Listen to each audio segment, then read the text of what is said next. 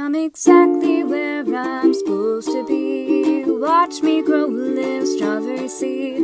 Was within me all along. Just needed space to sing my song. It'll all work out. Just trust the process. Hello, everyone, and welcome back to another episode to equip you with some play therapy tools that you can use in your parenting. Greetings from my favorite place on earth, my porch. So, you know the drill. Today is Mama Attire Day, and just felt compelled to share my thoughts. So today I want to kind of go over a handout I created using Canva, and I'll put it on the screen beside me if you're watching. But it's called the Parent Somatic Check-In. The idea is that as the adult, so much of our kids' responses to us, or their reactions, or their emotional regulation, is based off how we as the parent respond, right? Think of how much we model to our child. We try to directly teach them how to respond to hard emotions like frustration or anger or sadness or redirection, but also think about what we indirectly teach them through our own reaction. We need to kind of look at what we can control. At the end of the day, we can't control our kids. We can't control another human being, right? But one thing we can control is ourselves. And so I'm going to take you through a little exercise, a little tool, and I kind of want you to follow along as we go. So the goal as parents is we want to respond, not react. I want you to think of it like playing a video game. If you've ever played a role-play video game, and there's dialogue between you as the main character and an NPC, you can select how you respond, right? Now, in the gameplay, you get time to pause. You get time to think about what response best represents your intentions, or what response is going to direct your desired outcome. I know real life is not like that, right?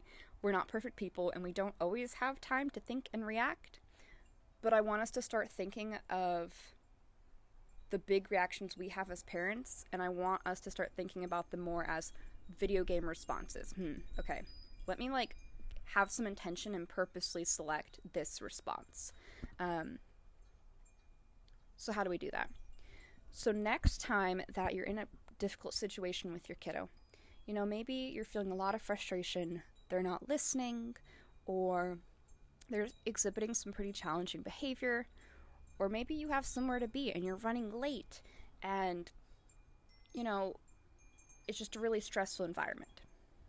Basically, I'm saying next time you feel triggered,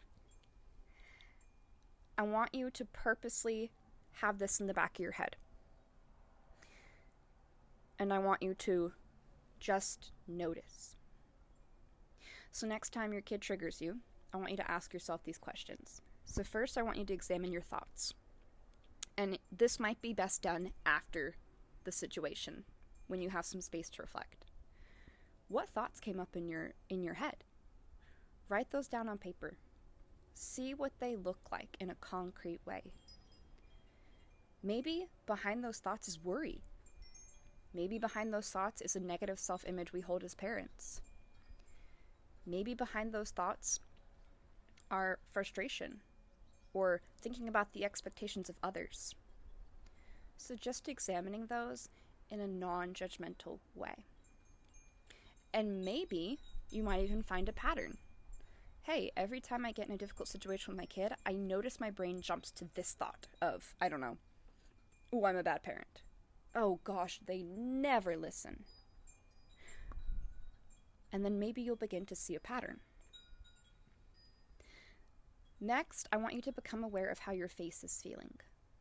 Some people's face holds tension when they're triggered. Maybe your jaw clenches a little. Some people might bite on the inside of their cheek, right? Some people might get really rosy cheeks, or they feel like they want to cry. So again, just noticing that. Then we're going to move down to your heartbeat, kind of the chest area. Take note of if your heartbeat increases. Take note if your chest tightens, how your breathing changes in that moment. And we're looking for subtle changes. Maybe it's big, but just noticing subtle changes. Sometimes when people are stressed, we know that our heart rate goes up, right? Next, we're going to keep going down. So we're going to bring awareness to the stomach. Sometimes a lot of people will experience somatic or body symptoms of anxiety in the stomach. So just noticing in that challenging moment with your kiddo, do you have any sensations in your tummy? And lastly, I want you to kind of direct your attention to your extremities, so your legs and your arms. What is their inclination? What do your legs and arms want to do? Maybe you feel like you want to run away from the situation. Maybe you feel like you want to fight in the situation with your extremities. Maybe your legs and your arms are frozen and you freeze. And just take note of that. I would really recommend maybe purposely doing this a couple days in a row, of just having this in the back of your mind of, hey, when I encounter a challenging situation with my kiddo today where I'm a bit triggered, I'm going to purposely maybe go reflect afterwards or just briefly write down what I'm noticing happening in my mind and my body. The goal is after a couple days, we're going to look for patterns. Our body in those moments is communicating to us. The way our body is responding isn't wrong, it's not evil, it's not bad, it's communicating something. And as parents, if we can keep bringing awareness to what's happening within ourselves in those moments, we can almost become like detectives and pick up on the little clues our body is dropping us before we reach our breaking point and have a really big reaction. So once you kind of hone in on bringing this awareness to your own body and noticing what's coming up for you, you can purposely choose to intentionally make a choice before you reach your breaking point or your peak. So on the bottom of the handout is just some ideas. You know, lots of people have different coping skills or different ways they kind of soothe themselves, but here are just my top 3 that I like to go to. So in the moment, you can do, I call it like a pendulum swing.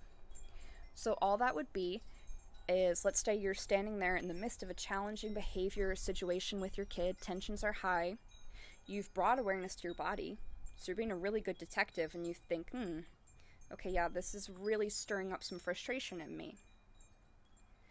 I'm just going to pause for a minute, or as my kid is talking or having their behavior, I'm going to focus mentally on the part of my body that's holding the most tension. So maybe it's your chest. I'm going to focus on that and breathe. Just take one breath. And then I'm going to mentally shift all my attention to another part of my body that is not holding tension. Maybe it's my kneecap. Maybe it's my elbow. Maybe it's my ear. And I'm going to focus on that for a minute. Then I'm going to go back mentally and focus on the area with the most tension again, my chest. Did the feeling grow? Is it smaller? And then again, back to another part of our body that does not have as much tension. I like that one because that's something you can do on the spot without the kid noticing, right? One of the second options I like is change the temperature. I love this one because parents can kind of model this for their kids, and their kid might see them doing this. And this is a really great way you're modeling to your child, hey, this is a coping skill I use. So what you would do, again, you're being a good detective, you're getting all those body signs that you're about to reach your breaking point, but remember, we're intervening before that. If it is safe, and the child is safe, is not hurting the environment, themselves, or others, right? You might say, ooh, I'll be right back. I need to go put some ice on my neck or splash some water on my face. You can stay here or you can come with me. And putting an ice cube or a little medical ice pack on your neck or on your armpits, that is going to almost shock your body and change the temperature, right? And what that's doing is the external stimuli, or the ice pack, is sending a message to your body to respond to the coldness. This is helping kind of fight or go against our body's natural response when we're angry. So again, I love modeling that, and who knows, maybe your kiddos, you might be surprised one day if they're like, I'm gonna come with you and splash water on my face and put an ice pack on my neck. The third option that I like to do, which you can do on the spot, is a little coping skill or mental exercise that sometimes therapists will teach their clients when their clients are going through a kind of therapy called EMDR. So what you would do is locate the part of your body that is experiencing the most tension or sensation of the emotion. Focus on it, and then imagine that sensation coming out and being put into a ball in your mind. Maybe the ball has a color, maybe it has movement, maybe it has a texture, maybe it's vibrating, or maybe it's still. And then I want you to imagine taking that ball of sensation and putting it at the top of a spiral. When it's at the top of the spiral, I want you to push the ball down the spiral with your mind. And just take note of which direction it's going in. Maybe it's going in this direction. Mentally imagine that ball going down the spiral until it reaches the end of the spiral. Or you can think of it as a water slide. Once it reaches the end, I want you to focus on mentally pushing the ball up the spiral or water slide all the way till it gets to the top, and you're pushing in the opposite direction that you've gone down in. So if I've gone down counterclockwise, I'm going up clockwise. And mentally push it all the way till you feel that the ball is at the top of the spiral, and then mentally push the ball off the spiral to where you can't see it anymore, kind of like the edge of the water slide. That's called the spiral technique. That is something you can do on the spot as well, just really quickly in your head. Or, if your child is engaging in a tantrum, that's something you can do. You can just briefly pick a spot on the wall and look at it, or just close your eyes for 1 second if everyone is safe, and just imagine that happening. So once again, I encourage you to try this exercise over a couple days. Become a really great detective at what your body's communicating without judgment, and try to put a coping skill in place before you reach your breaking point and react out of a strong emotion instead of responding. I want everyone to keep in mind that the point of this is not to become a perfect parent robot or a perfect person. It's not, right? But one, again, I'll be a broken record, so much of how our kids respond is how we respond. And two, in those moments when we get really angry, we get really frustrated or whatever, I know, and I don't know y'all, but as a parent, I know that that's not, sometimes that doesn't represent what is in our heart and what we truly want for our kid and who we truly are, right? But we're a human being. So the goal of this is not perfection, because you're not going to respond perfectly every time. The goal of this is to become a better detective at what your body is communicating. Respond more consistently and more regularly to your child so they can pick up on that. And 3, start responding more aligned with what's in your heart. Because every parent I've met so far, they just want the best for their kid, and they love their kid.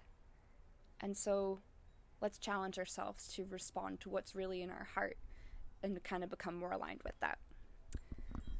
Thank y'all for watching or listening today. And if you give this a try, I would love to know in the comments, or I would love to know if you shoot me a message on Facebook where I post some of these videos. Until next time, bye.